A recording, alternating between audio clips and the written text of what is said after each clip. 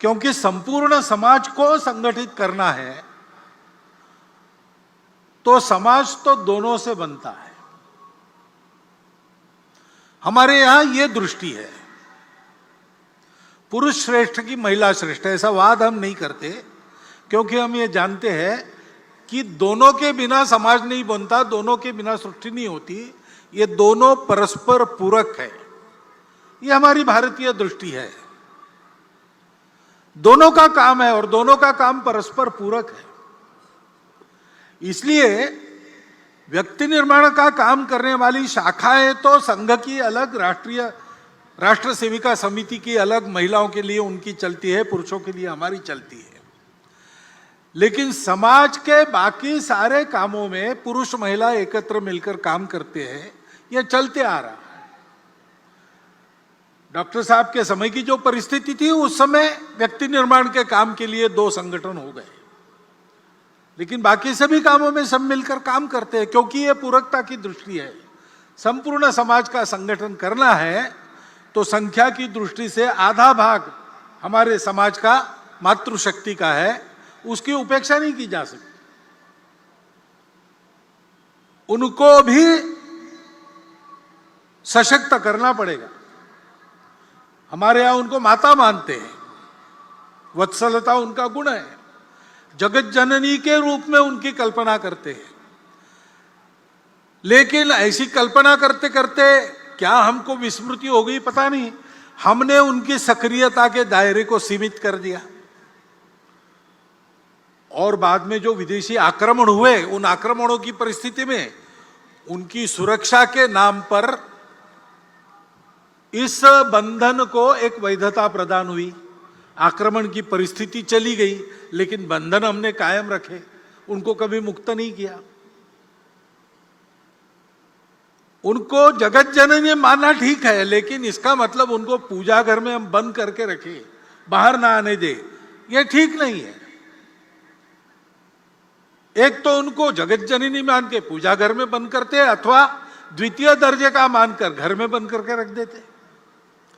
ये दोनों अतिवादिताओं को छोड़कर मातृशक्ति को सशक्त बनाना, प्रबुद्ध बनाना, उनको बराबरी के अधिकार से सार्वजनिक कार्यों में, परिवार के कार्यों में सर्वत्र निर्णय की स्वतंत्रता और निर्णय में बराबरी की साझेदारी देते हुए सक्रिय करना, इसकी आवश्यकता है। 2017 में विविध संगठनों में काम करने वाली और हमारी महिला कार्यकर्ताओं ने सारे भारत का एक बहुत बड़ा मातृशक्ति का सर्वे किया था।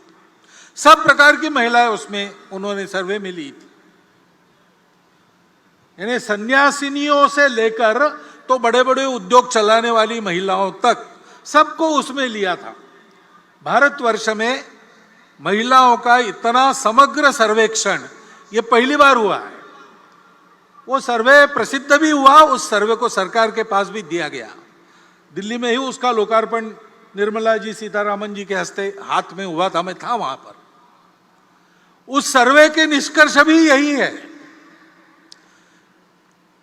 जो सब पुरुष कर सकता है मातृशक्ति कर सकती है। मातृशक्ति जो सब कर सकती है वो सब काम पुरुष नहीं कर सकते, इतनी उनकी शक्ति है। और इसलिए उनको इस प्रकार प्रबुद्ध बनाना, सशक्त बनाना, उनका सशक्तिकरण करना, उनको काम करने की स्वतंत्रता देना और कार्यों में बराबरी की सहभागिता देना। दुनिया भर में जो व्यक्तिवादी और स्त्री मुक्तिवादी आंदोलन चलते हैं, उनके 5वें फेज के बाद अब 6वां पेज चल रहा है, उसमें वो भी अपने दृष्टिकोण को अनुभवों से मोड़कर इसी रास्ते पर आ रहे हैं। और इसलिए उस मातृशक्ति के जागरण का महत्वपूर्ण काम अपने परिवार से प्रारंभ करते हुए सार्वजनिक कार्यों में, संगठन संस्थाओं में भी उसको लागू करते हुए हमको समाज के पास ले जाना पड़ेगा, क्योंकि बिना उनके सहभाग से पूर्ण समाज की संगठित शक्ति खड़ी नहीं होगी।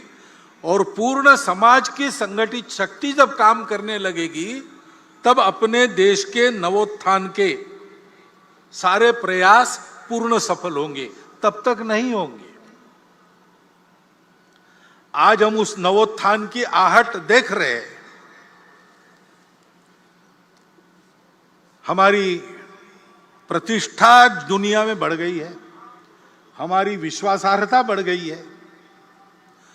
जिस प्रकार से हमने श्रीलंका के संकट में उसकी सहायता की, यूक्रेन के भूमि पर अमेरिका और रशिया की जो लड़ाई हो रही है उसमें अपने देश के हित को ध्यान में रखते हुए और जागतिक मानवता के हित को भी कम न करते हुए जिस प्रकार की भूमिका हमने रखी, हमारी बात सुनी जा रही है, हमारा वजन बढ़ रहा है, हमको बड़ा आनंद होता है।